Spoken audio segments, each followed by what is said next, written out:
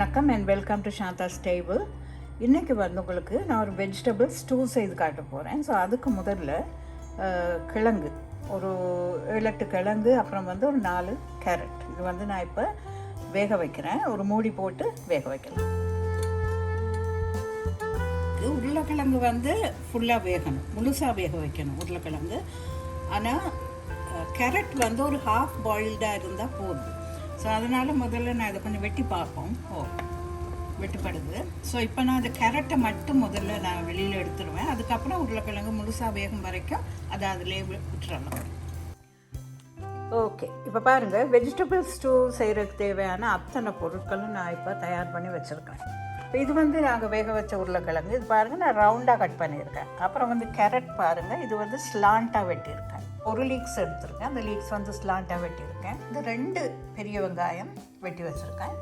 தக்காளி, இது வந்து செரி டொமாட்டோஸ், ஒரு 15 செரி டொமாட்டோஸ் எடுத்திருக்கேன். ரெட் அண்ட் க்ரீன் கேப்சிகம் சும்மா ஒரு கப்பில் கொஞ்சம், இது வந்து ஃப்ளேவருக்காக போடுறது, இது எடுத்தால் போதும். அப்புறம் வந்து கார்ன்ஃப்ளவர், இது வந்து இஞ்சி பூண்டு விழுது, உப்பு, இது வந்து செலரி. ஸோ செலரியும் வந்து இந்த ஒரு கப் அளவுக்கு இருந்தால் போதும். அதாவது 2 தண்டு செலரி நீங்கள் எடுத்து அந்த நாரெல்லாம் எடுத்துகிட்டு இப்படி ஸ்லாண்டாக வெட்டி வைக்கணும்.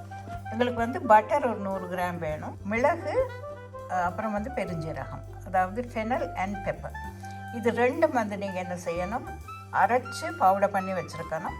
ஸோ இதில் வந்து நான் ஒரு டேபிள் ஸ்பூன் இங்கே எடுத்து வச்சுருக்கிறேன். இது எங்களுக்கு எவ்வளவு தேவையோ நாங்கள் அதை யூஸ் பண்ணலாம். கடைசியாக வெஜிடபிள் ஸ்டாக், இது வந்து நீங்கள் கடைகளில் வாங்கலாம் வெஜிடபிள் ஸ்டாக். சில பேர் வந்து இந்த ஸ்டாக் இல்லாமல் தண்ணி மட்டுமே வச்சு கூட இதை செய்வாங்க. அதாவது நீங்கள் வெஜிடபிள் ஸ்டாக் உபயோகப்படுத்துனீங்கன்னா உண்மையிலேயே இந்த சுவை வந்து ரொம்ப நல்லாயிருக்கும். இப்போ வாங்க இதை எப்படி செய்கிறேன்னு பார்க்கலாம். அதில் ஒரு பெரிய ஃப்ரை பேனாக இருக்கட்டும், கொஞ்சம் டீப்பாகவும் இருந்தால் நல்லது, ஏன்னா எங்களுக்கு நிறைய வெஜிடபிள்ஸ் இருக்குது. ஸோ இதில் வந்து இந்த 100 கிராம்ஸ் பட்டரை நீங்கள் போடுங்க. அதோட கொஞ்சமாக ஆலிவ் ஆயில். ஸோ இந்த ஆலிவ் ஆயில் மேலே நீங்கள் சேர்த்திங்கன்னா என்ன நடக்கும்னா, இந்த பட்டர் வந்து தீஞ்சு போகாமல் இருக்கும்.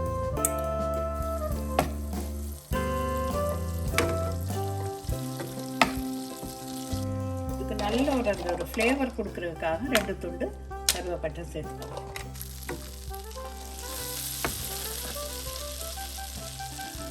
ஓகே, அது அளவு சூடான உடனே வெங்காயம் போட்டுக்கலாம். இஞ்சி பூண்டு விழுது வந்து இதில் 1 டேபிள் ஸ்பூன் எடுத்துருக்கேன்.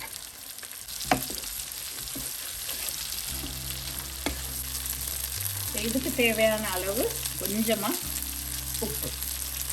ஸோ இது வந்து உப்பு நீங்கள் ஒவ்வொரு வெஜிடபிள் போடுறப்போ நீங்கள் இதில் உப்பு சேர்க்கணும். ஆனால் நீங்கள் கவனமாக சேர்க்கணும், ஏன்னா நாங்கள் வெஜிடபிள் ஸ்டாக்கும் சேர்க்க போகிறோம். ஸோ அதனால் அதுலேயும் கொஞ்சம் உப்பு இருக்கும் கண்டிப்பாக. ஸோ அதை கொஞ்சம் மனசில் வச்சு தான் நீங்கள் உப்பு சேர்க்கணும். லீக்ஸ், கேப்சிகம், அப்புறம் வந்து செலரி, இது எல்லாத்துக்குமா சேர்த்து கொஞ்சமாக உப்பு போட்டுக்கோங்க.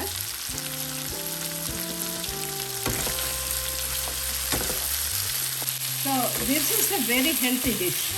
காய்கறிகளை வந்து நீங்கள் ரொம்ப வேக விடக்கூடாது. கேரட், அப்புறம் வந்து உருளைக்கிழங்கு, அப்புறம் வந்து தக்காளி. நாங்கள் உருளைக்கிழங்கு கேரட் எல்லாம் வேக வைக்கிறப்போ வந்து நாங்கள் உப்பு சேர்க்கல. ஸோ அதனால் இப்போ அதுக்கு தேவையான உப்பு நீங்கள் போடணும். பார்த்து போடுங்க உப்பு கொஞ்சமாக. அப்புறம் வந்து நாங்கள் எடுத்து வச்சிருக்கிற பெப்பர் அண்ட் ஃபெனல், அதாவது வந்து மிளகு, பெருஞ்சீரகம், இது 2 அரைச்சு இந்த தூள் நான் 1 டேபிள் ஸ்பூன் எடுத்துருக்கேன்.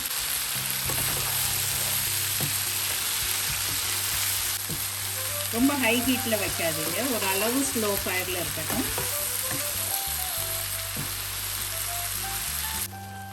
ஓகே, இங்கே வெஜிடபிள் குவான்டிட்டி அதிகமாக இருக்கிறபடியாக நான் 2 கப் ஸ்டாக் சேர்க்குறேன். சேர்த்து இதை கொஞ்சம் அப்படியே வேகணும். நல்லா ஒரு தடவை மிக்ஸ் பண்ணி விட்டுட்டு அப்படியே வேகணும். நல்ல வாசனை வருது. ஒரு டேபிள் ஸ்பூன் கார்ன்ஃப்ளவர் நாங்கள் எடுத்து வச்சுருந்தோம் இல்லையா, அதை வந்து ஒரு கொஞ்சம் தண்ணியில், அதாவது ஒரு 1/2 கப் தண்ணியில் நல்லா கரைக்கணும். கரைச்சிட்டு அதை நல்லா சேர்க்கணும்.